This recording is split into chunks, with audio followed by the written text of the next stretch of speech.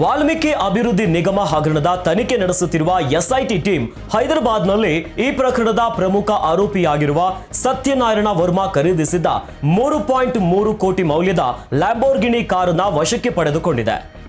ನಿಗಮದಿಂದ ನಕಲಿ ಖಾತೆಗಳಿಗೆ ವರ್ಗಾವಣೆಯಾದ ಹಣದ ಜಾಡು ಹಿಡಿದ ಎಸ್ಐಟಿ ಪ್ರಕರಣದಲ್ಲಿ ಬಂಧಿತನಾಗಿದ್ದ ಸತ್ಯನಾರಾಯಣ ವರ್ಮಾ ಐಷಾರಾಮಿ ಕಾರು ಡೀಲರ್ಗೆ 3.3 ಕೋಟಿ ರೂಪಾಯಿ ನೀಡಿದ್ರು.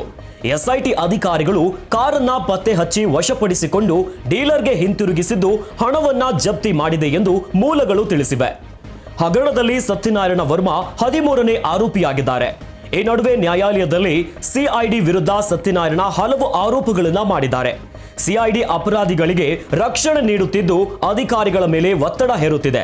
ತನ್ನ ಬಂಧನದ ನಂತರ 4 ದಿನಗಳ ಕಾಲ ಅಧಿಕಾರಿಗಳು ನನ್ನ ಕುಟುಂಬಕ್ಕೆ ತಿಳಿಸಿಲ್ಲ.